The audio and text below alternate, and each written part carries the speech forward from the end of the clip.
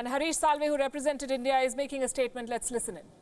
Who was on death row from being executed in a hearing which was put together in a matter of days.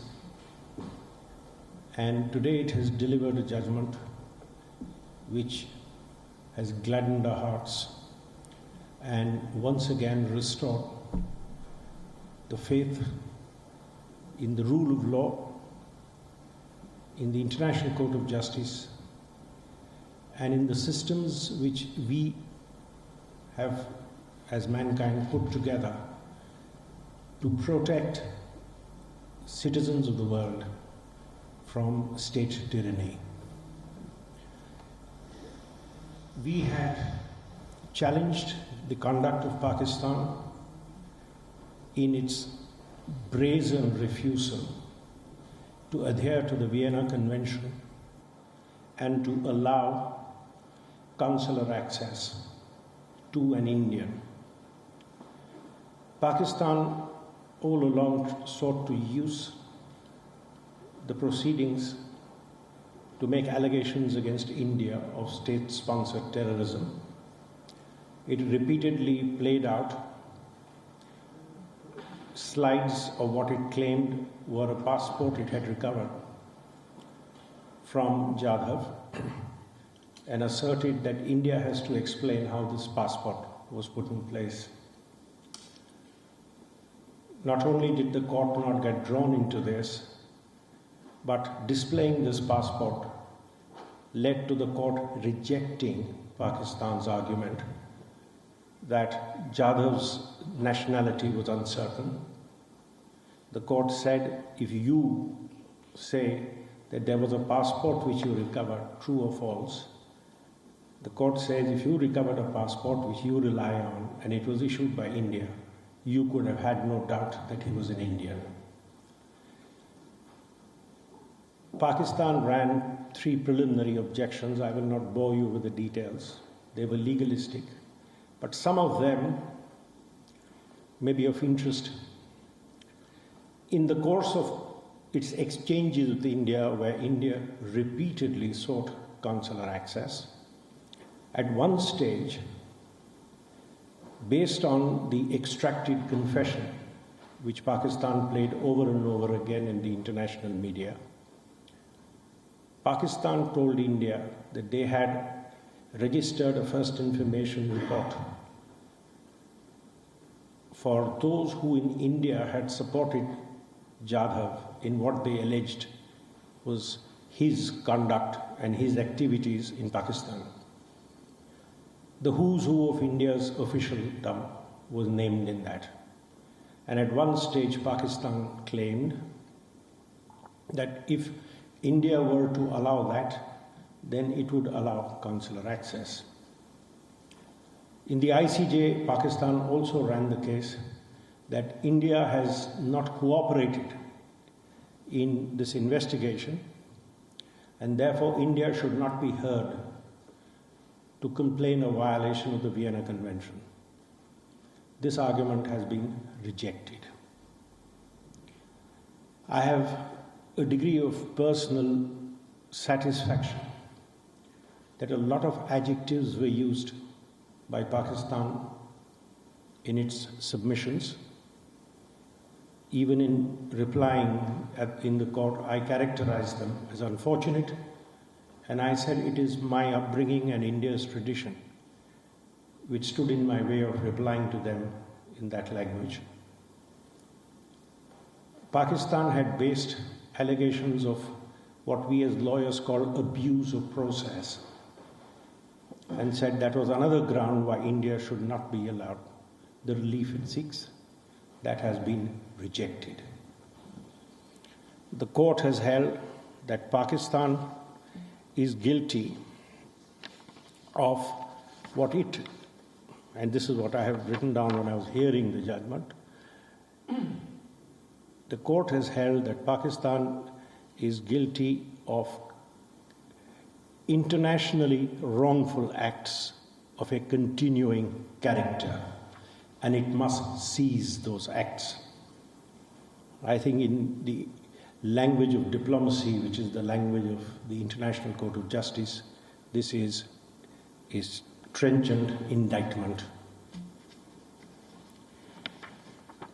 Personally, as a lawyer, I am delighted that the court has upheld our argument that while construing the Vienna Convention, the ICCPR, the Covenant on Civil and Political Rights, must inform its interpretation.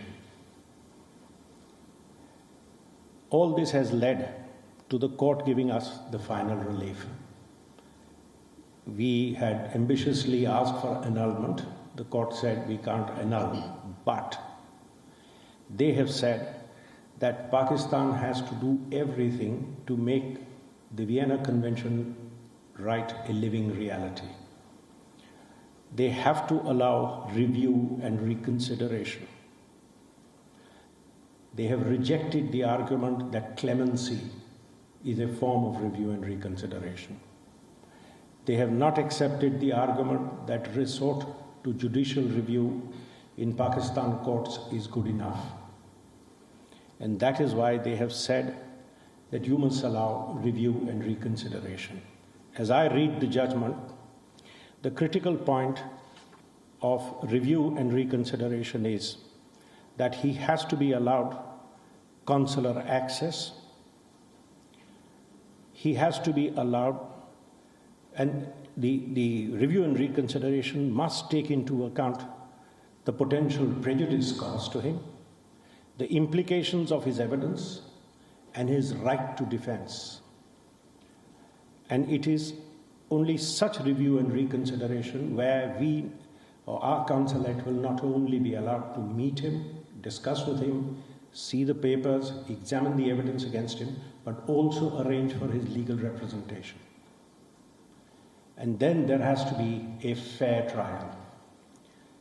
Pakistan's Attorney General asserted that their constitution assures a fair trial. The court has said you must take all steps necessary. What steps you take are of your choice, respecting the sovereignty of Pakistan. But they have said this choice is not a free, unhindered choice.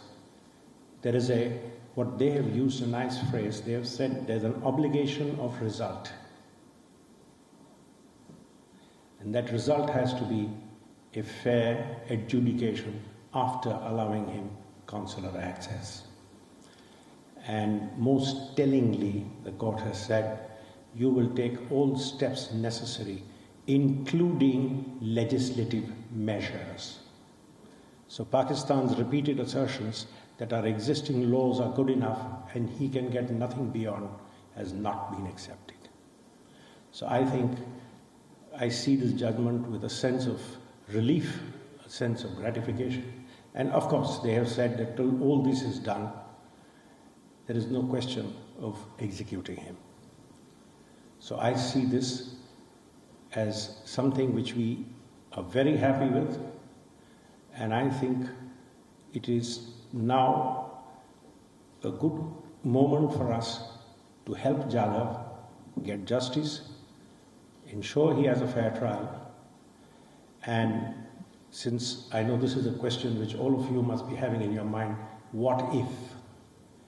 The answer is, as in the other cases, the way the court judgment is, we can always go back to them if what they give is not a fair trial. Thank you. I just wanted to ask you, sir, is this trial now going to carry on in the military court, or does it have to be in open court? They have said a fair trial in accordance with the Pakistan Constitution. If it is back in the military court with the same rules where outside lawyers are not allowed, we are not allowed, access is not given, evidence is not given, it will not meet the standards. So either they will have to amend the military law, and they are laying themselves open to the challenge that that trial was not a fair trial as contemplated by the court. That's why I said I'm very gratified as a lawyer that the court has said that the ICCPR must inform the interpretation of the Vienna Convention. I think